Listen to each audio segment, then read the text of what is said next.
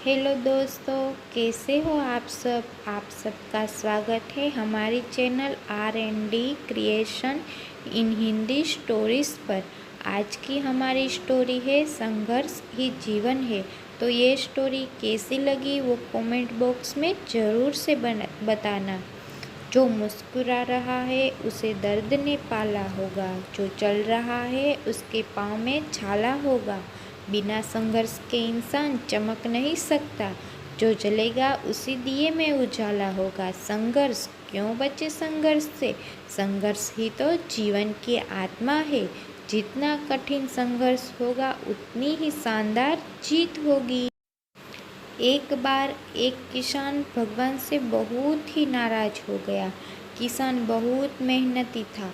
बहुत मेहनत से वह खेतों में अनाज उगाता, उसकी देखभाल करता, पर अक्सर उसकी फसल खराब हो जाती। कभी सूखा पड़ जाता, कभी बाढ़ आ जाती, कभी तेज धूप, कभी आंधी। कोई न कोई कारण बन ही जाता कि उसकी फसल खराब हो ही जाती।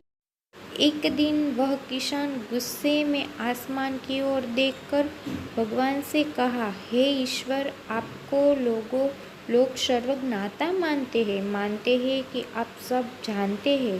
कहते हैं कि आपकी इच्छा के बिना एक भी पत्ता नहीं हिलता, पर मुझे तो लगता है कि आप छोटी सी छोटी बात भी नहीं जानते। आपको तो ये भी नहीं पता कि खेतीबाड़ी कैसे करते हैं।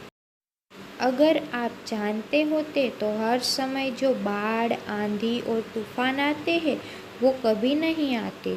आप नहीं जानते कि कितना नुकसान उठाना पड़ता है हम किसानों को। यदि आप मेरे हाथ में यह शक्ति दे दे कि जैसा मैं चाहूँ वैसा मैं मौसम कर दूँ, फिर आप देखना मैं अन्न के भंडार भर दूँगा। भगवान इस किसान के तीखे वाक्य सुनकर मुस्कुरा रहे थे और वह किसान के सामने प्रकट होकर बोले, मैं आज से तुझे यह शक्ति देता हूँ कि तुम अपनी खेतों पर तुम्हारी जैसी इच्छा हो तुम वैसा मौसम कर दोगे। मैं बिल्कुल भी दखल नहीं दूंगा, तुम्हारी इच्छा से सब कुछ होगा। किसान बहुत खुश हो गया। किसान ने गेहूं की फसल अपनी खेतों में बोई। जब उसे लगा कि खेतों को धूप चाहिए तो खेतों को धूप मिले, जब पानी बरसाना चाहिए तभी पानी बरसा। आंधी, तूफान, बाढ़ कुछ भी उसने अपने खेतों पर आने नहीं दिया। किसान के खेत में ईश्वर ऐसी फसल हुई जैसी कभी नहीं हुई। हरी भरी लहलहाती फसल। मन ही मन वह बहुत खुश हो गया और सोचने लगा, अब सबूत के साथ दिखाऊंगा भगवान को कि इसे कहते हैं शक्ति का सही उपयोग। मेरी सफलता देखकर उन्हें अपने नियम जरूर बदलने पड़ेंगे। कुछ दिन गुजरे, फसल कटने को तैयार हो गई। किसान बहुत उत्सुकता के साथ फसल को काटने लगा, पर जैसे ही उसकी नज़र गेहूं की बालियों पर गया तो उसने अपना सिर पीट लिया और वह रोने चिल्लाने लगा। गेहूं की एक भी बाली के अंदर गेहूं का दाना नहीं था। सारी बालियां अंदर से खाली थी। किसान बहुत दुखी हो गया। उसने भगवान को रोते हुए फिर पुकारा, हे प्रभु, तुमने ये मेरे साथ क्या किया? क्या तुमने मुझे कोई सजा दी? भगवान भगवान बोले, पुत्र, ये तो होना ही था। तुमने पौधों को संघर्ष करने का मौका ही कहाँ दिया।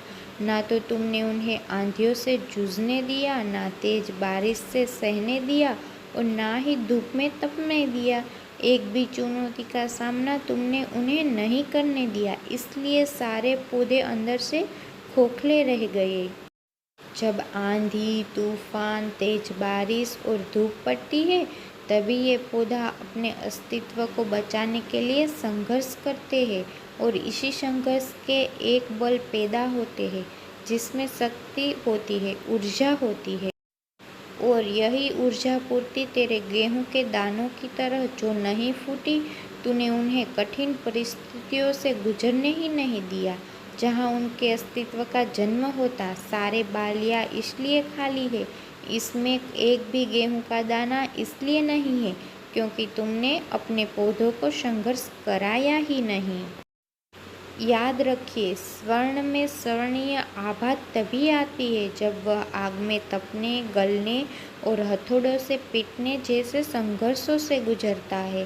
कोयले का टुकड़ा हीरा तभी बनता है जब वह उच्च दाब और उच्च ताप मुश्किल परिस्थितियों से गुजरता है। इसी तरह यदि हमारी ज़िंदगी में कोई संघर्ष ही ना हो, कोई चुनौती ही ना हो, तो हम भी गेहूं की बालियों की तरह खोखले रह जाएंगे। कोई अस्तित्व ही नहीं होगा हमारा। विपरीत परिस्थितियाँ, चुनौतियाँ, समस्याएं हमें और अधिक निखारती है। यदि जीवन में कठिन परिस्थितियाँ और चुनौतियाँ आए तो घबराना मत, बल्कि सामना करना, विश्वास करना कि आप और अधिक निखर जाओगे और अधिक मजबूत बन जाओगे। किसी ने कितना सही कहा है, जिंदगी जीना आसान नहीं होता, बिना संघर्ष कोई महान नहीं होता। जब तक ना पड़े हथौड़ों की चोट, तब तक पत्थर भी भगवान नहीं होता। तो दोस्तों, कैसी लगी हमारी ये स्टोरी, कमेंट बॉक्स में ज़रूर से बताना। और संघर्ष के बिना जीवन अधूरा है।